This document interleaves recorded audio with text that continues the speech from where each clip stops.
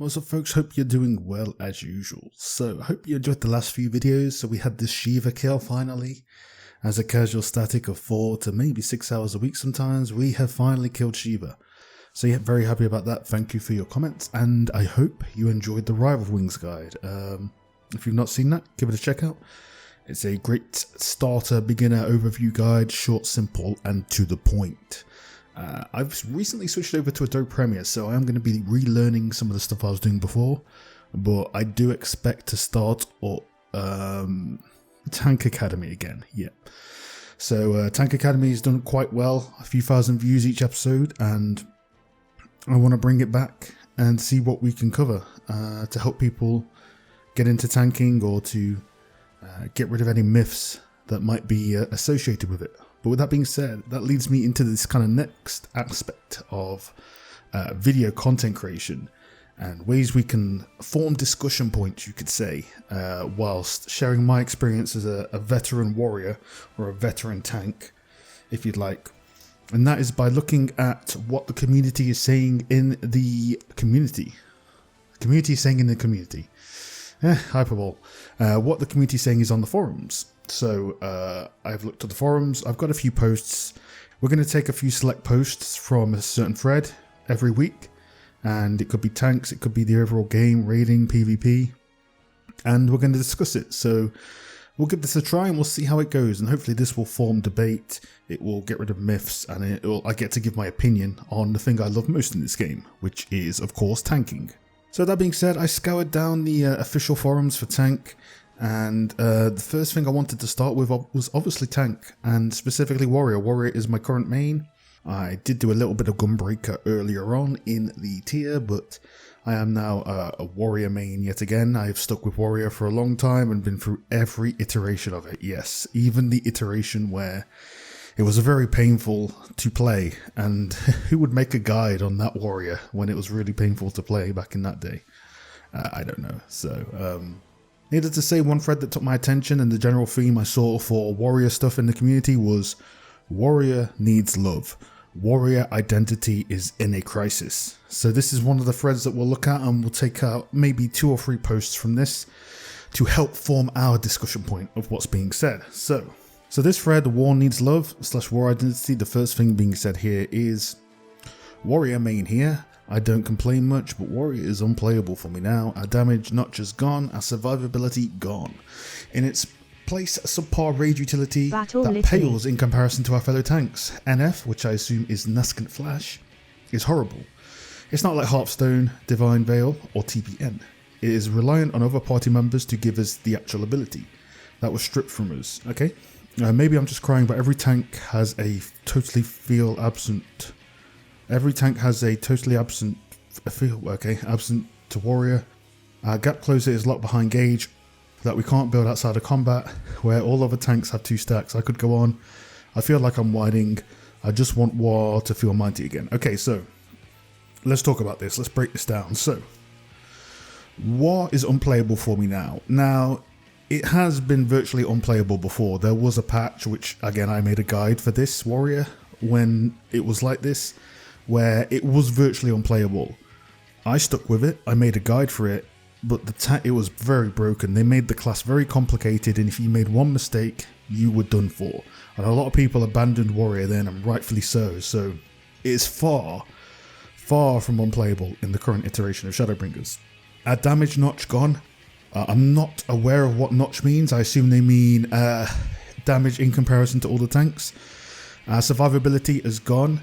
And in its place is subpar raid utility that pales in comparison to the other tanks. Now that is just simply untrue. I would question what this individual is doing content wise in the game, because survivability of the warrior is actually, in my opinion, too good for what the warrior class is. If you think of warrior as this berserker class where its identity, which yes I agree is in a crisis, is to regen health through damage, I feel that should be the route warrior goes down.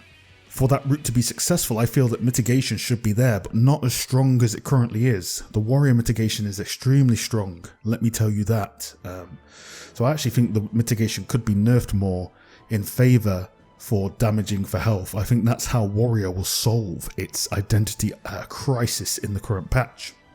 So yeah, I do question if this person does raid, because the utility is, again, Shake It Off is good. It has synergy with certain cooldowns to improve it, and the survivability is amazing. It's really good. So yeah, not too sure about that one. I disagree fundamentally. Nascent Flash is horrible. It's not like Heart of Stone, Divine Veil, or TBN. Yes, it's not like those, because it would just make it the same thing. Nascent Flash is an essential skill for a warrior. Now, is its implementation perfect? No, it isn't. Nascent Flash should be able to be cast on yourself with no other player. I 100% agree with that. However, I do not agree that Nascent Flash is horrible. Nascent Flash is very strong. It synergizes so well with big burst windows. So you can use Nascent Flash in certain places to regen health over taking the mitigation for a raw intuition. Because you know the meta in this game is big hit, small hit, big hit, small hit. So Nascent Flash is really good in that situation. Now Nascent Flash, I use it all the time as main tank when I'm in front of the boss. So the shield that goes onto the other target, it doesn't matter for what shield they get, because I am using it for the health regen purposes. So I agree that Nascent Flash should take on more of, say, the Dragoon Tether, where if you use it on somebody, cool. If you don't, you still get the ability. I fundamentally agree with that. Nascent Flash could be polished up per se, but I do not agree with the fact that it is a terrible skill. It is not. It is very strong, certainly. Every tank has yeah, I didn't understand that bit. Our gap closer is locked behind gauge. We can't build it outside of combat. Onslaught is better in that way. Onslaught has a larger range than the other two tank gap closers. It should cost gauge. It's a great gauge tool to dump when you have too much gauge. It should be built in combat. If you make Onslaught like the other tank gap closers, you're making the tank issue with identity even worse. Warrior Onslaught is great. You use it in select situations. It is not part of your main cooldown, but it is a part of your opener and a situation where you dump gauge, or you need to get in and gain a GCD on a boss. So yeah, I completely disagree with Onslaught being considered meh. I think Onslaught is great in its current situation. So I just want WoD to feel mighty again. So yeah, I do. On a higher level, I feel as though Warrior is lacking in its identity. It needs less mitigation, but more regen tools, in my opinion, to differ it from other tanks. You don't have to nerf that mitigation heavily, but there's a trend with Warrior, right? So Vengeance reflects damage, which synergizes within a release to re-crit damage. Nascent Flash gives you health back. It is like a budget bloodbath. More skills like that, where the warrior is taking or giving damage to receive health back, as opposed to straight up mitigation. I feel as though that is where warrior's identity lies. Where a paladin, for example, a paladin lies with that traditional mitigation, sword and shield, sword and board. So certainly I feel you on a whole that something is up with warrior, yes, but it's not what you've stated in all those points. Only minor areas of that are true. So let's look at the second post within the same thread. This one is a bit for warrior, so it says, bro, WoD can do up to 5k HPS. It turns into a third healer. Imagine how much freedom that allows the healers.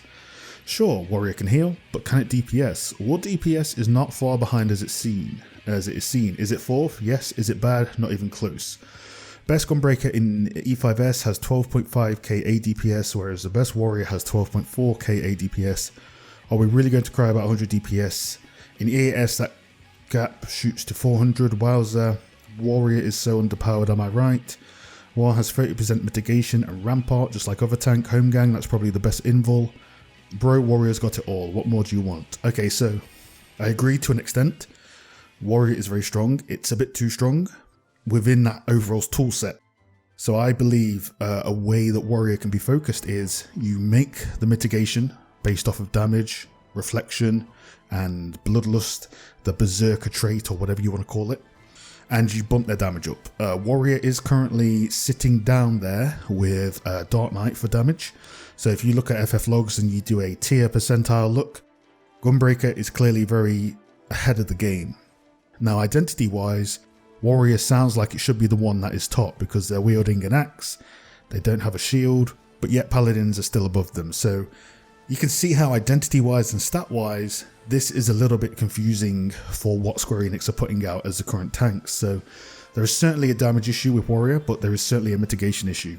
But for the most part, you are correct. It has a lot of good tools, but that isn't necessarily a good thing for the tanking identity aspect of the game. Let's look at the last one here. So this, so this was a reply to a post which said, it was about Home Gang, I believe. So Home Gang, basically, blah blah, is not very good. This doesn't even come close to. Oh, actually, no, that was Nascent Flash. Sorry, there was a post in here about Home Gang being terrible, which of course is nonsense. Yeah, no, that's a reply to that one. So this says this skill should not even need another party member to be used. I agree, it should not. It's useless if you're solo. Yes, it is. I agree. Use your Chocobo. Yep, not the point. The point is to make it worth. Bloodbath would fix all of this. I don't know why Square Enix decided to take it away. Yeah, I agree with this post. So this post is pretty solid. Make it usable solo, and you're pretty good to go. Now, one other thing with Warrior is I miss Butcher's Block. I miss it. I miss Butcher's Block, and having Storm's Eye and Storm's Path as a main combo, I think again this is an identity issue where when you're a warrior and you see Butcher's Block, you're like ba ba ba, you're like destroy, just chopping the axe down. It's absolutely awesome for the identity of this berserking warrior class. Storm's Path, I shove you, I shove you. It's not the greatest, so I don't know what the design decisions are behind tanks. But if you look into the far future, yes, we need more identity in our tanks because Warrior is currently suffering from that as a whole. So those are my thoughts on the current identity discussion going on in the community based on a few posts in the official forums. Let me know what you guys think in the comments. It seems as though I'm coming up on about 13 minutes for this. I'm sorry, it's hard to keep these short and to the point like the visual guides, but I feel though as though this channel needs something where I'm just discussing these hot topics and letting out unfiltered, unedited, majorly unedited thoughts on what I think of tanking and where it's going. So certainly if you stuck with the channel for that, I thank you very much. We are going to have more visual guides coming, and I hope you enjoy them and look forward to them. But yes, thanks for all the support lately with the current guides, and I hope you enjoyed this. Let me know what you think about this topic in the comments. But for now, I am out.